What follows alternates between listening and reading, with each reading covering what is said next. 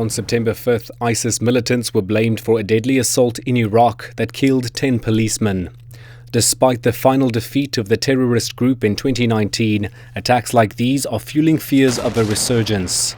Also known as ISIL or Daesh, the self-proclaimed Islamic State claims religious authority over all Muslims.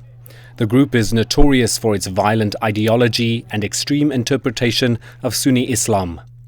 The radical movement has its roots in Al-Qaeda in Iraq, or AQI, founded in 2004 by Abu Musab al-Zarqawi.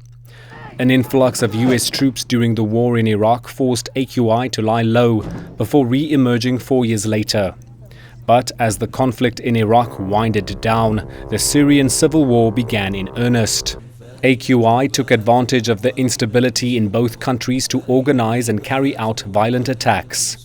By 2014, AQI had become ISIS, the Islamic State of Iraq and Syria. Under the leadership of Abu Bakr al-Baghdadi, ISIS carried out successful offensives in strategic places like Mosul, Iraq's second largest city. The extremist group claimed ownership of a territory or caliphate stretching from Aleppo in Syria to Diyala in Iraq. That same year, a US-led coalition launched airstrikes against the group under the banner Operation Inherent Resolve.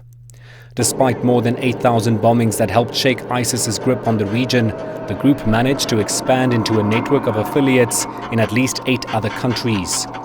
These branches carried out attacks far beyond the borders of the so-called caliphate, claiming a deadly Paris attack in November 2015 that killed 130 people and injured 300. Finally, after years of bloody fighting, ISIS had lost the vast majority of its territory by the end of 2017, including control of Raqqa, its nominal capital. Then Iraqi Prime Minister Haider al-Abadi declared victory over the group on December 9th. The conflict then shifted to remaining holdouts in eastern Syria. US-backed coalitions like the Syrian Democratic Forces captured a series of key positions before finally bringing down Baghouz, the last holdout, in March 2019. This defeat and al-Baghdadi's assassination later that year formally ended the caliphate's claim to any territory.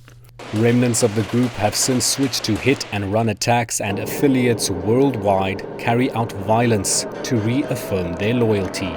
Ehrard, Vermaak, CGTN.